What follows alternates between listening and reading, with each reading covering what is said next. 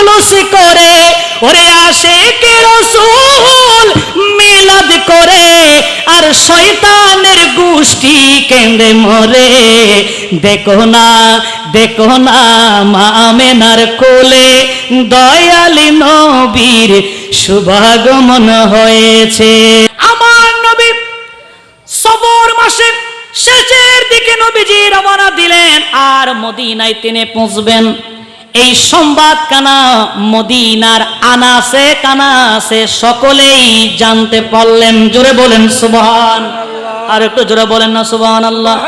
মদিনার আনাসে কানাসে, মদিনার গলিতে গলিতে সকলেই জানতে লাগলেন নবীজি আপনার মক্কা থেকে ডাইরেক্ট ইয়াসরিব আসতেছে। এটা যখন সকলেই জানতে পারলেন, তখন পহেলা রবিউল আউয়ালে সকল মদিনাবাসীরা তারা একত্রিত হইয়া রসুলের জন্য অপেক্ষা করতেছেন। জোরে বলেন সুবহান। আল্লামা ইবনে কাসির রাহমাতুল্লাহ আলাইহি তিনি বর্ণনা করেন, পহেলা রবিউল আউয়াল যখন ওই দিন হলো সোমবার, পহেলা রবিউল আউয়াল সোমবার, আমার নবী যখন মদিনার দিকে যখন ঢুকলেন, এমন সময় আপনার মদিনার দক্ষিণে শহরতলির মধ্যে তিনি যখন পৌঁছে গেলেন, সেখানে পৌঁছে নবীজি অবস্থান করলেন। ওই জায়গার মধ্যে পহেলা রবিউল আউয়ালে ওই জায়গায় একটা মসজিদ আমার নবী নির্মাণ করলেন, যেই মসজিদের নাম হলো মসজিদে কুবা। জোরে বলেন সুবহান। তাহলে মদিনার প্রথম মসজিদ মসজিদে কুবা। সেখানে নবীজি জুমার নামাজ পড়ালেন।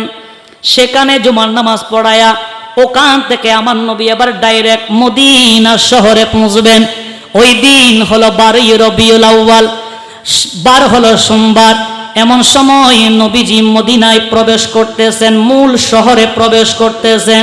আল্লামা ইবনে কাসির রাহমাতুল্লাহ আলাইহি আল বিদায়া ওয়ান নিহায়ার মধ্যে উল্লেখ করেছেন, সিরাত ইবনে হিশামে ইবনে ইসহাক রাহমাতুল্লাহ আলাইহি তিনি বর্ণনা করেন, সেদিন 12 রবিউল আউয়াল সোমবারে নবী যখন মদিনায় যখন পৌঁছবেন, এমন সময় মদিনাবাসী যারা মহিলা যারা আছে তারা ছাদের উপর উঠে গেলেন, আর ছোট ছোট বাচ্চা যারা আছে এরা আপনার দরজার গেটের মধ্যে অবস্থান করছেন, আর যারা যুবক যারা আছে তারা রাস্তার গলির মধ্যে বের হইয়া মিছিল সহকারে আপনার ইয়া মুহাম্মদ ইয়া রাসূলুল্লাহ ইয়া মুহাম্মদ ইয়া রাসূলুল্লাহ বলে বলে মদিনার গলির মধ্যে তারা র্যালি এবং জুলুস করা আরম্ভ করেছেন। জোরে বলেন সুবহান।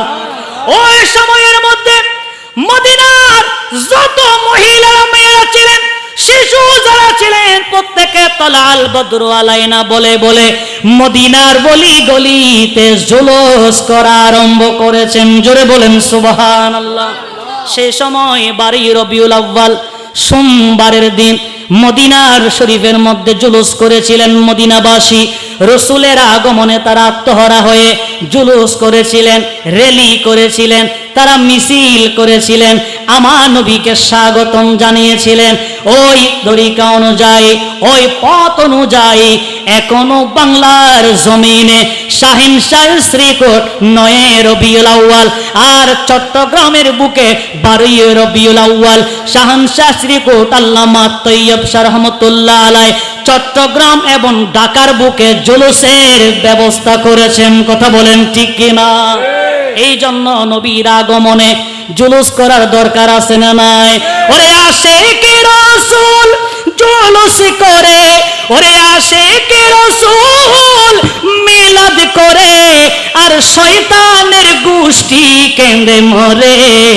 দেখো না, দেখো না মা আমেনার কোলে দয়ালি নবীর শুভাগমন হয়েছে।